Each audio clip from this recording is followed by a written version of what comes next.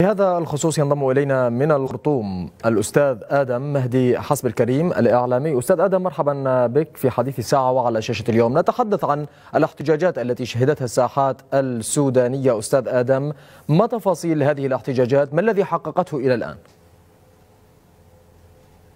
تحية لك وتحية لمشاهدي هذه القناة الذكية. أهلا بك. حقيقة الاحتجاجات التي تدور حاليا في السودان هي جاءت نتاج طبيعي لاستمرار إجراءات 25 من شهر أكتوبر التي بدأها رئيس مجلس السيادة الفريق البرهان، وهذه الإجراءات لم تثمر بتشكيل حكومة ولم تؤدي إلى تحسين وتحسن الوضع الاقتصادي في السودان، وكذلك لم تسهم في لم شمل السودانيين للانتقال إلى تحول ديمقراطي حقيقي في السودان.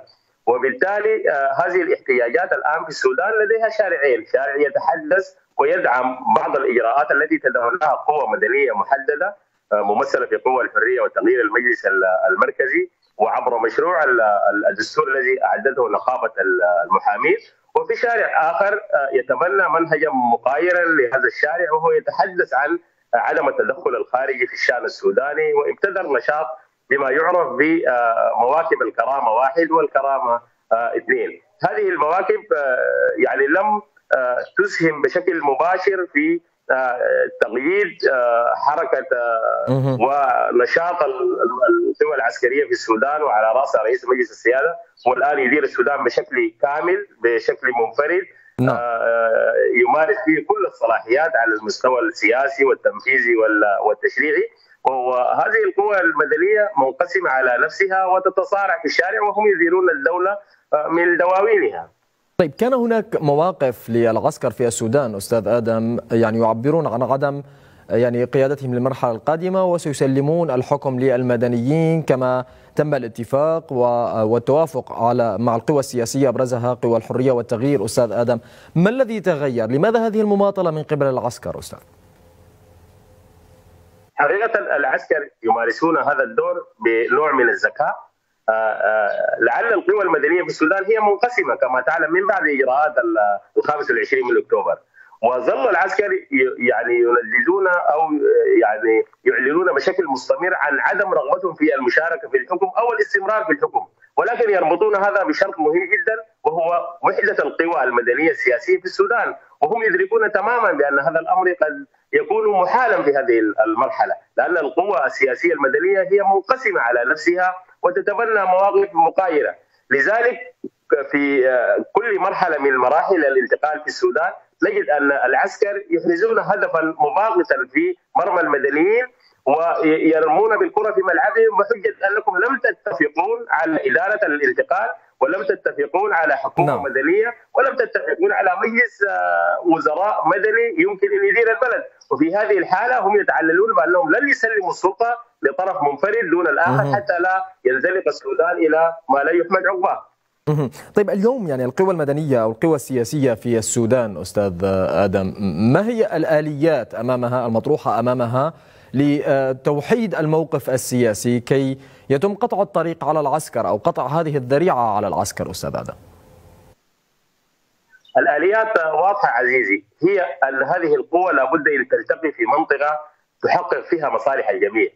اليمين واليسار والوسط يلتقون في نقطة تحقق للجميع مصالحهم، ولكن إذا تبنت أي قوى أجنداتها الخاصة وعلاقاتها المحورية على مستوى الإقليم أو على المستوى الدولي بأنها تريد أن تنفرد بالمشهد في السودان، هذا يعقد من الأمر ويزيد عملية الانقسام المدني مراحل من التفاهم. الآن قوى الحرية والتغيير المجلس العسكري وعبر المجلس المركزي وعبر نقابة المحامين طرحت مسودة لمشروع دستور للسودان.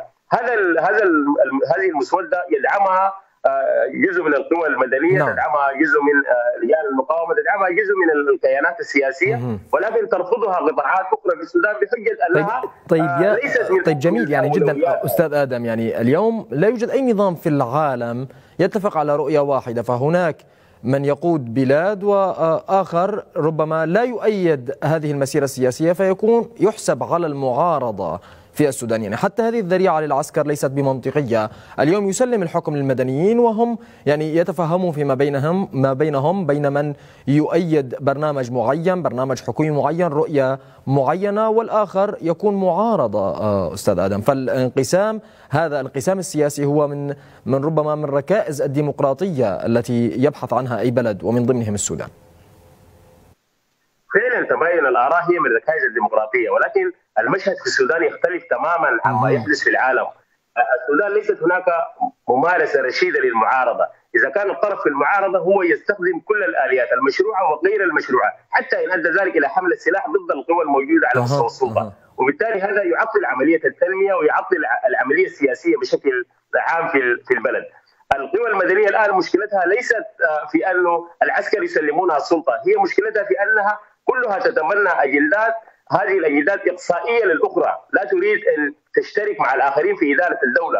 وهذا الوطن هو ليست لشخص معين ولا لقوى مدنية معينة، هذا الوطن للكل، فلا بد أن يجدوا نقطة يلتقوا عندها يديروا هذه الفترة الانتقالية، وهي ليست فترة للحكم المستمر، بل هناك انتخابات قد تأتي وهناك تحول ديمقراطي قد يأتي، هو الذي يقرر من الذي يدير السودان منفردا. إذا اختار السودانيين حزبا واحدا لإدارة البلد فليديرها، ولكن بهذه العملية التي نشاهدها الآن لا يمكن إدارة السودان من طرف منفرد، لعل الآخر لا يمارس السياسة الرشيدة ولا يمارس المعارضة البناءة والرشيدة.